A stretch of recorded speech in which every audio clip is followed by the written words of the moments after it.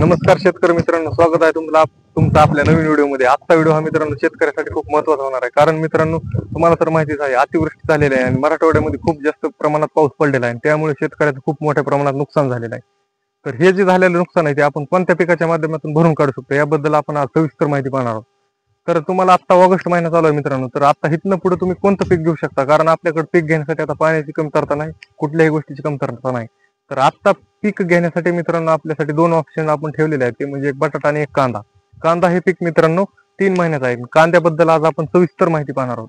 तर कांदा लागवडीचे मित्रांनो दोन प्रकार आहेत, ते म्हणजे एक ट्रॅक्टरच्या साहाय्याने डायरेक्ट पेरणे आणि दुसरं म्हणजे सरीवरचा कांदा लावणे। तर सरीवरचा कांदा कसा लावतात ह्याच्याबद्दल आज आपण संपूर्ण माहिती पाहणार आहोत। तर मित्रांनो सरीवरचा जर कांदा तुम्हाला लावायचा असेल तर त्यासाठी तुम्हाला 1.5 महिना अगोदर कांद्याचं रोप टाकावं लागतं आणि 1 एकरसाठी मित्रांनो हे 4 किलो कांद्याचं रोप आपल्याला लागतं। तर येलोरा कंपनीचं हे रोप आत्ताच्या टायमिंगला टाकतात मित्रांनो, आणि आपण टाकलेले जे आहे ते आता येलोरा कंपनीचंच रोप आहे। ते 1.5 महिन्यापूर्वी टाकलं होतं आणि आता आपलं ते काढायला आलेलं आहे। काढून मित्रांनो आपण ते लागवडीसाठी कशा प्रकारे आणू शकतो, तर उपटून घ्यायचं आहे। ते उपटून घेतल्यानंतर एका पाठीमध्ये आणून आपल्या रानामध्ये ठेवायचं आहे आणि ज्या रानात कांदा लागवड करायची आहे त्यासाठी चांगली ट्रॅक्टरची किंवा बैलाच्या सहाय्याने अगोदर पाळी मारून घ्यायची आणि पाळी मारून झाल्यानंतर मित्रांनो त्या रानात खत टाकायचं आणि कांद्यासाठी मित्रांनो एकरी 2 खताच्या थैल्या वापरायच्यात आणि त्या थैलीचं 24-24 हे खत तुम्ही वापरू शकता।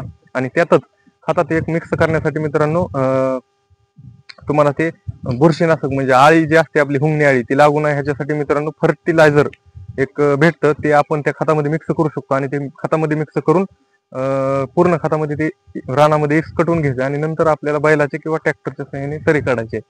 तर ट्रॅक्टरच्या सहाय्याने आपण सरी काढलेली आहे मित्रांनो ही, आणि ही जी सरी झालेली आहे मित्रांनो काढून ह्या सरीवरती आपण कांदा लागवडीसाठी कोरडीवरती कांदा लागवड करणार आहेत। आणि कोरडीवरती कांदा लागवड केल्यानंतर त्याच्यामध्ये आपण नंतर पाणी सोडायचं आहे। पावसाचा अंदाज घ्यायचा की पाऊस येणार आहे का नाही। पाऊस जर येणार नसाल तर लगेच आपण कांद्याचं सरीमध्ये कांदा लागवड झाल्यानंतर तुम्ही पाणी सोडून देऊ शकता आणि कांदा आपला लगेच हिरवागार चिटकलेला दिसत आहे। तर ही प्रकार कांदा लागवडीचा हा प्रकार आहे मित्रांनो, एकदम सोपी पद्धत आहे, तुम्ही कधीही लागवड करू शकता।